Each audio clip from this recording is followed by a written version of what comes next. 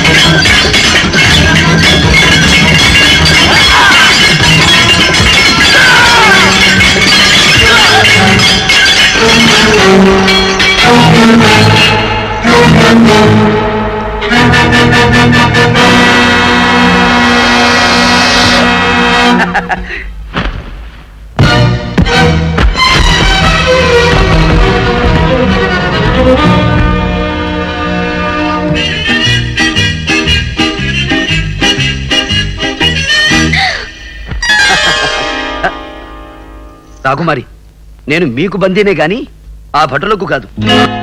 వచ్చే శుక్రవారం అదే వసంత మండపంలో.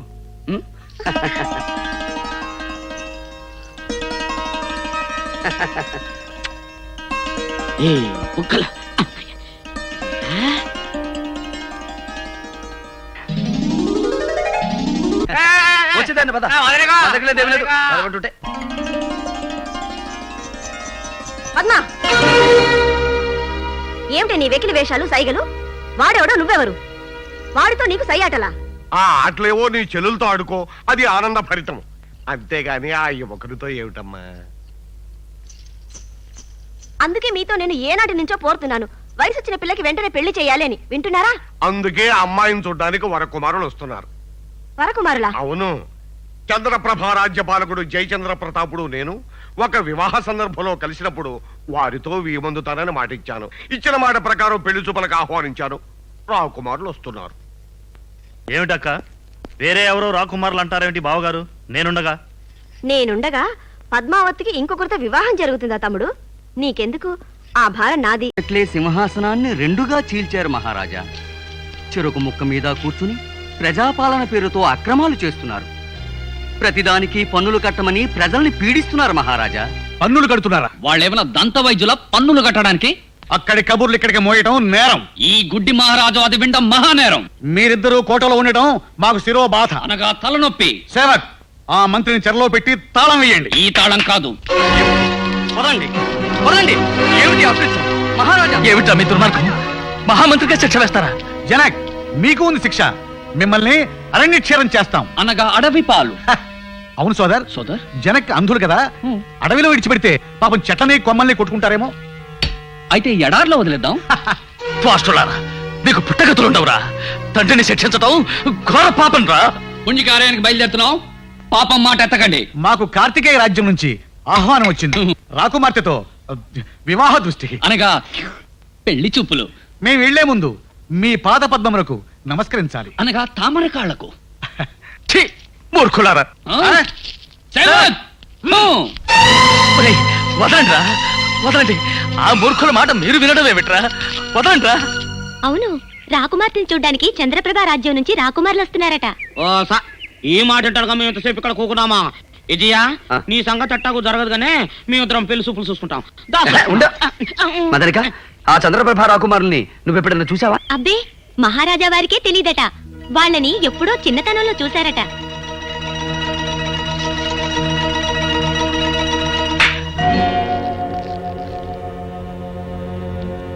మా పద్మ, ఏమిటమ్మా ఆలస్యం? వ్యవధి లేదు. అవతల చంద్రప్రభ యువరాజులు పెళ్లి చూపులకు వస్తున్నారు. నువ్వు తొందరగా ఈ ఆభరణాలు దుస్తులు అలంకరించుకుని వస్తే గాని. నాన్న, నాకిష్టం లేదు. వాళ్ళని పిలిచే ముందు నాతో ఒక మాట చెప్పొచ్చు కదా. అవును, చెప్పాలి కదా. చెప్పలేదు. నిజమే.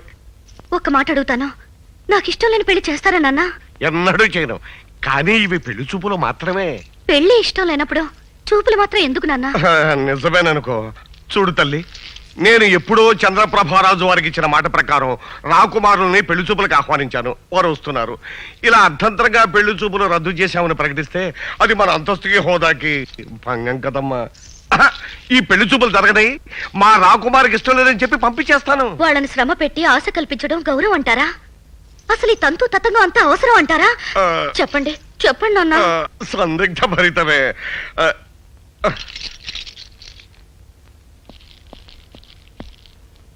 మహారాజా, చంద్రప్రభ యువరాజులు ఏం చేస్తున్నారు? ఏం చేశారా? ఇక్కడికే ఏం చేశారా? అక్కడే కూర్చోబెట్టు. వద్దు వద్దు, ప్రవేశపెట్టు. సందిగ్ధ ఫలితం.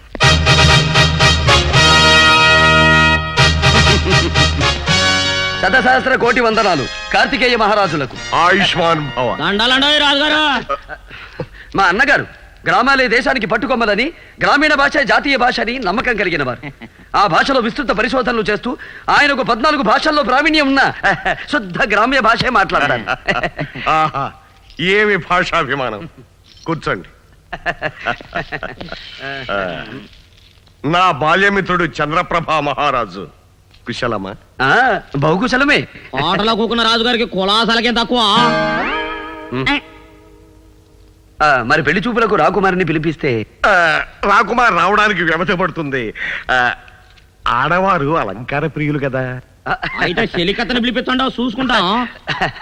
అబ్బే, మరేమి లేదు. వారి దగ్గర ఆయన కావలసిన భాష లభిస్తుందని మా అన్నగారి ఆశ. అమ్మాయి రావడానికి ఆలస్యం అవుతుందేమో. మీరు అతిథి మందిరంలో విశ్రాంతి తీసుకుంటారా? ఏమి ఇబ్బంది లేదు. ఎంత ఆలస్యమైనా నిరీక్షిస్తాం. ఆలస్యం అయితే వర్జ్యం వస్తుందేమో.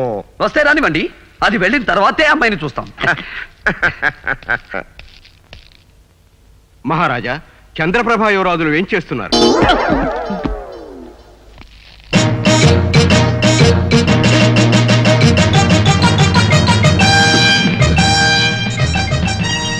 వందనములు వందనములు కార్తికేయ మహారాజులకు. మీరు చంద్రప్రభ యువరాజులం, వివాహ పుత్రులం. అనగా పెళ్లి కుమారులం తమ ఆహ్వానం మీద వచ్చాం. కాదు, రథం మీద వచ్చాం. మరి మీరు? చంద్రప్రభ యువరాజులం. వీళ్ళెవరో మా పేర్లు పెట్టుకుని వచ్చిన మోసగాళ్ళలా ఉన్నారు. మేము మోసగాళ్ళమా? మహారాజా, మీరు కార్తికేయ మహారాజులేరా? అవును. అయితే మేము చంద్రప్రభ యువరాజులమే. ఇది పెద్ద సమస్య. ఇందులో ఎవరిది అబద్ధమో ఎవరిది నిజమో తేలాలి. అంతవరకు పెళ్లి చూపులు లేవు. కార్తికేయ మహారాజా, తొందరగా జరిపించండి వివాహ దృష్టి. అనగా పెళ్లి చూపులు. మీలో ఎవరు నిజమైన రాకుమారులో తేలే వరకు పెళ్లి చూపులు జరిపించను. మహారాజా, చంద్రప్రభ యువరాజులు మేధావులు. పొరపాటు, అత్యంత మేధావులు. అనగా అతి తెలివి గలవారు. అయితే కొన్ని ప్రశ్నలు వేస్తాం, సమాధానాలు చెప్పండి. చెప్పండు. ఓ, అనగా అడగండి. అన్నగారు అడగండి. అయితే చెప్పండు. అనగనగనగనగా ఒక అడవి. ఆ అడవిలో ఒక పల్లకి. ఆ పల్లకిలో ఒక మనిషి పోతాండా. ఆ మనిషిని దోసుకోవాలా. ఎట్టా ఎట్టా ఎట్టా ఎట్టా. చెప్పవా? చెప్పండు. ఓహోం ఓహోం ఓం ఓహోం ఓహోం ఓహోం ఓహోం ఓం ఓహోం ఓహోం అని పల్లకి వస్తూ ఉంటుంది. ఆ. ఇలా దారి పక్కన దాక్కుంటాం, ఆ, దభీమని పైన పడతాం, ఆ బోయిల్ని పటపడా కొట్టి పారద్రోల్తాం, ఆ మనిషిని బయటికి లాగి డబ్బు దశకం దోచుకుంటాం. ఎలా ఉంది? ఆ, బాగుంది బాగుంది బాగుందో. ఇంకోటి అడగండి అడగండి. రాజుగారి కోటలో డబ్బు ఉందో ఉందా? ఉంది ఉంది. దాన్ని దోసుకోవాలా? అదెట్టా దోసుకుంటారో చెప్పండో. తాళ్లు పైకి వేస్తాం, ఎగబాకుతాం, లోపలికి దూకుతాం, ధనాకారంలో దూరుతాం, కాపలా వాడిని కట్టి పడేస్తాం. ధనం దోచుకుంటాం. ఆహా, ఇది కూడా బాగానే చెప్పినారా? చివరిది తోటలో రాకుమారు ఒంటరిగా కూకొనుందో దాన్ని ఎత్తికెళ్ళాలా? ఎట్టా? ఆ? ఏమిటా ప్రశ్న? మీరుండండి మహారాజా, మేం చెప్తాం. భటుల కళ్ళల్లో కారాలు కొడతాం, రాకుమారి నోట్లో గుడ్డలు కూర్తాం. భుజాన వేసుకుని పారిపోతాం. అంతే. ఆ, వీళ్ళు చెప్పినేని దొంగలు చేసే పనులే గనక అవి వాళ్ళకి తెలితే గనక వీళ్ళే దొంగలు. అబ్బెబ్బే, మహారాజా, ప్రశ్నలు అడిగితే సమాధానం చెప్పాం గానీ మేము దొంగలం కాం. కాకపోవడం ఏమిటి మహారాజా? అలాంటి ప్రశ్నలు అడుగుతున్నప్పుడు మేము రాకుమారులం, అలాంటివి మాకేం తెలుస్తాయి అని చెప్పాలి గాని ఖచ్చితంగా దొంగలు ఎలా చేస్తారో అలాగే చెప్తున్నప్పుడు వీళ్ళు దొంగలు కాక దొరలా? మహారాజా, వీళ్ళు దొంగలని తేలిపోయింది. వీళ్ళను బంధించి శిక్షిద్దాం. ఆ, వీళ్ళని శిక్షిస్తే అమ్మాయిని తీసుకురామని వాళ్ళు బలవంతం చేస్తారు. అమ్మాయి పెళ్లి చూపులకు రాదు. అందుచేత ఇరు వర్గాల వారిని ఈ పూటకి విశ్రాంతి తీసుకోమని చెబుదాం. మహారాజా, ఇంకా మీకు అనుమానంగా ఉంటే ఒక్కసారి రాకుమార్తెను పిలిపించండి. ఆమె తప్పకుండా మమ్మల్నే వరిస్తుంది. చిరికత్తెని పిలిపించిన సాలో వరుತ್ತದೆ. ఎందుకు? మీరు వేరు వేరు మందిరాల్లో విశ్రాంతి తీసుకోండి, అన్నీ తెలిపోతాయి. యువరాజా వారు భ్రమలో పరిభ్రమిస్తున్నారే పాపం. భ్రమ కాదు యువరాణి, తమ హృదయం మీద చెయ్యి వేసుకుని తిలకించండి. లోపల మా రూపం ఎంత భద్రంగా దాగుందో తెలుస్తుంది. చాలు, ఇక దయచేయండి. ఈ పెళ్లి చూపులు కుదరదు, ఈ వివాహము జరగదు. యువరాణి, మీరన్నది బాగున్నది, నేననేది బహు బాగున్నదని మీ చేత అనిపించమంటారా రాకుమారి? విజయ్